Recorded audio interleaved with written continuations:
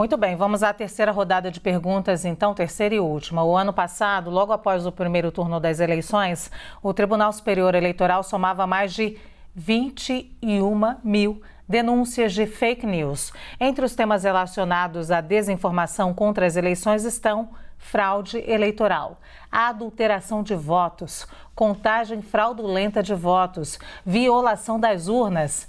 Nada disso comprovado jurídica e oficialmente. Como o crivo para as divulgações é a própria plataforma, eu vou perguntar para você primeiro, Caio. A autorregulação das redes sociais é insuficiente para combater a perigosa fábrica de fake news? Já me coloquei aqui publicamente no debate como um defensor da tipificação da conduta ilícita de disseminação de notícia fraudulenta, né, deliberadamente criada e divulgada com a intenção de desinformar. Isso daí eu acho que é ponto pacífico no debate. A criação do tipo penal não é o problema. Eu também já disse que eu acho que as contas nas redes sociais elas têm que necessariamente estar vinculadas a um CPF ou a um CNPJ para que seja possível atribuir responsabilidade. Mas no mais, como já foi colocado aqui pelo debatedor, a liberdade de expressão ela não é um direito absoluto, divino e inatingível, né? Ela é exercida dentro de determinadas balizas, como, por exemplo, foi citado aqui o Código de Defesa do Consumidor, mas também, principalmente, o Código Penal, você tem os crimes contra a honra, esse tipo de coisa. E a própria Constituição ela já prevê os remédios para os excessos da liberdade de expressão.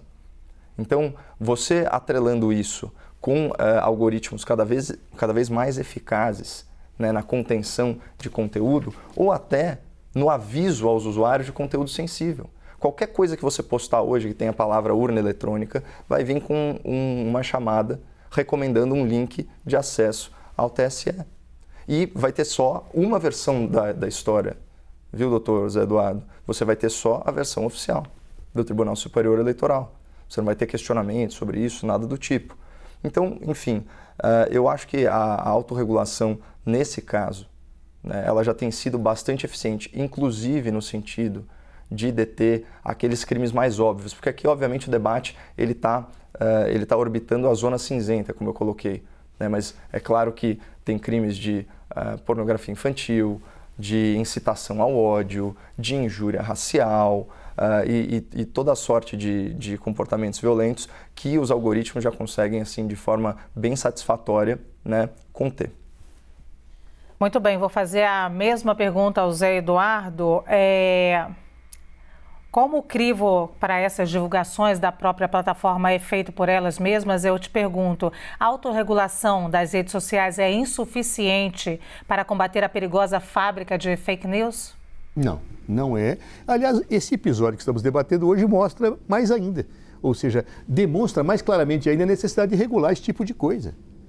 Já tem lei mas é necessário aprofundar mais, dar mais transparência. Mostrar o que está sendo feito de uma forma em que possa ser checado com muita rapidez e auditado. Me parece claro. Agora, eu não consegui, aí a deficiência deve ser minha, eu não consegui entender o raciocínio do Caio na comparação que ele fez com o Tribunal Eleitoral e o Google. Eu não juro que eu não entendi. Porque se eu pesquisar uma jurisprudência do Tribunal Eleitoral, eu vou ver lá a ementa, que é a decisão, e aí eu posso acessar o acórdão em que estão os argumentos das partes, claro. E mais, o tribunal é um órgão decisório, né? É diferente de um buscador. O buscador, ele está colocado para o consumidor que quer se valer de informações de um universo mais amplo. Aliás, se o buscador eu colocar jurisprudência do TSE, ele vai me remeter para isso. O TSE, quando faz resoluções, ele faz uma cartilha explicativa do que ele decidiu. É um órgão governamental, um órgão do judiciário decisório. Diferente de uma empresa privada em que você acessa e tem uma relação de consumo com ela e que eu não posso induzir resultados. Eu, sinceramente, Caio, aí pode ser deficiência minha. Eu não entendi a comparação, nem a premissa de que você partiu para essa tua argumentação.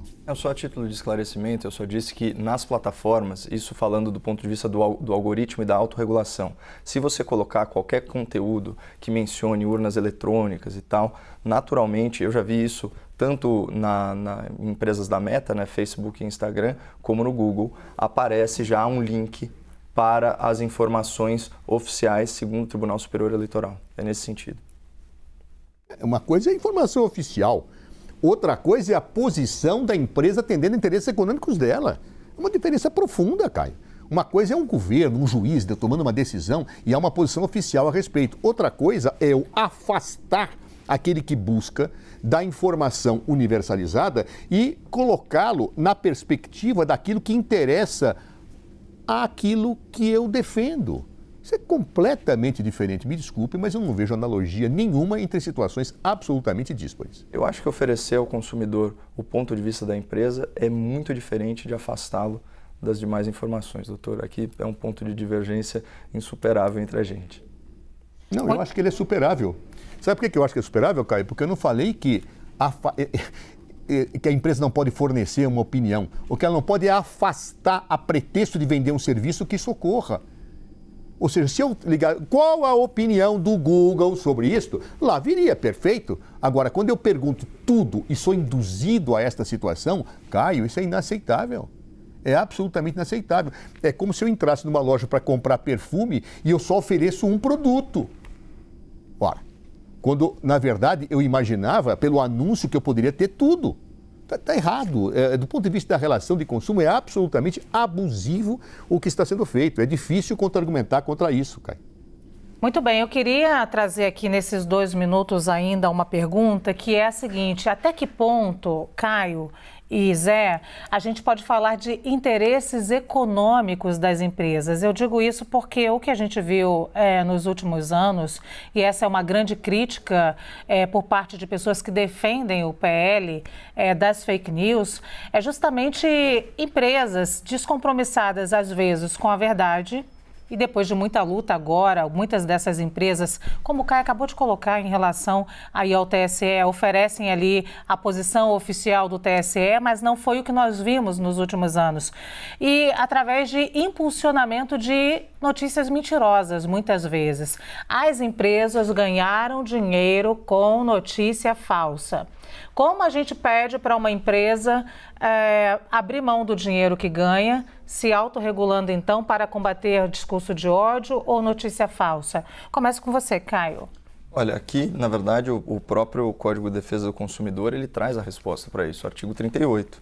O ônus da prova da veracidade e a correção da informação ou comunicação publicitária cabe a quem as patrocina. Ou seja, o legislador ele já se debruçou sobre isso quando ele estava legislando sobre quem? Sobre a mídia tradicional, sobre as emissoras, sobre os jornais. Ou seja, essa questão já está posta no direito brasileiro, né? E aqui, inclusive, tem um caso notório de quebra de isonomia, né, de diferença de tratamento entre as empresas. Aliás, eu chamo a atenção aqui para o Dr. José Eduardo Cardoso, um argumento que eu usei no debate anterior com o Dr. Tardelli, né, brilhantemente substituindo o professor Zé Eduardo, e é o seguinte: um relatório da Frente Digital da Câmara Federal, em parceria com o Instituto Cidadania Digital, apurou que a palavra publicidade era mencionada 36 vezes no anteprojeto, ao passo que a palavra desinformação, né, que essa sim mais relacionada ao conceito de fake news, aparecia apenas 4 vezes. Então, isso mostra muito qual é o foco dessa lei, porque ela cria uma nova fonte de renda para o que se diz mídia tradicional, né? Porque ela obriga as plataformas a remunerarem isso, certamente vai restringir o conteúdo, né? E ela torna o anúncio publicitário muito mais caro e a atividade das plataformas mais caras pela necessidade excessiva de moderação de conteúdo, né? A transferência do poder de polícia do Estado para as plataformas, fazendo aqui sim, e aqui eu me referi à censura expressa, que é o quê? Né? O controle preventivo de conteúdo publicado. Então, fica aqui como convite à reflexão aí para a nossa audiência. Zé Eduardo. Olha, eu acho que hoje eu estou com uma dificuldade de entender, talvez seja aí. Olha que eu não estou de jet lag hoje, hein, Caio? Eu não estou entendendo o que o artigo 39 do Código do Consumidor, que fala sobre ônus da prova, tem a ver com isto. Sinceramente, não tem. Porque o artigo 39, ele fala que tem ônus da prova e deve demonstrar a veracidade e a correção da informação quem patrocina.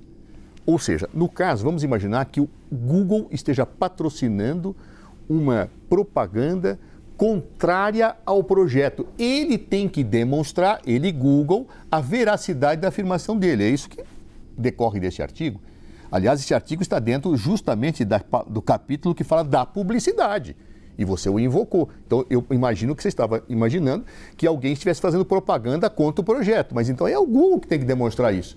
Não, doutor, eu sinceramente não entendi. Se você puder explicar, eu gostaria. Sem problema nenhum. Na verdade, eu estava respondendo a uma pergunta da Luciana sobre o caso de que as empresas elas acabam rentabilizando a divulgação de notícias falsas por meio do impulsionamento. E aí eu disse, o Código de Defesa do Consumidor, por exemplo, já tem um dispositivo que trata disso. Ou seja, a responsabilidade não é da plataforma, é de quem veiculou a notícia falsa. E ele sim deve ser penalizado do ponto de vista civil e talvez até do ponto de vista penal.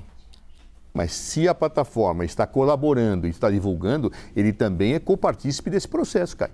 Então ele também terá que demonstrar. Não, Quer segundo... dizer, mas vamos deixar o Red Lady Fake News discutir e debater este assunto, tá? Eu não juro por Deus que eu não tinha entendido, e aí até você agora esclareceu exatamente o foco que estava sendo colocado. E vamos voltar à pergunta original que a Luciana fez. Eu acho, francamente, Caio, que não há como eu possa sustentar uma posição desta da parte do Google. Isto é insustentável se os fatos forem confirmados. Não há liberdade empresarial para poder fazer esse tipo de coisa.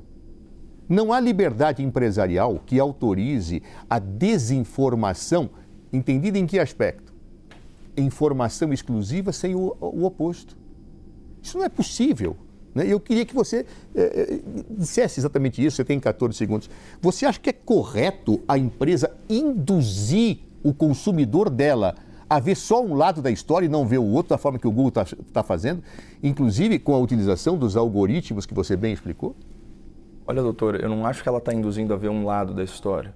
Eu acho que ela está apresentando para o consumidor o seu lado da história.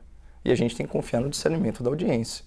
Né? Senão, a gente vai começar a fazer o que a gente está fazendo agora, que é criminalizar a opinião. Muito bem. Antes do Zé falar os 18 segundos dele, só Caio, o Google em nenhum momento disse nós estamos mostrando o meu lado da história, o meu interesse, tá? Só para ficar claro isso para o nosso telespectador. Zé. O Google não é uma academia universitária. Se eu vou ver lá a tese do Caio Coppola numa sala, eu escolhi ver aquilo. Ele é um buscador. Ele está induzindo como se aquela fosse a verdade única. Isso é inaceitável do ponto de vista do papel a que uma plataforma se destina nas redes sociais. Sim.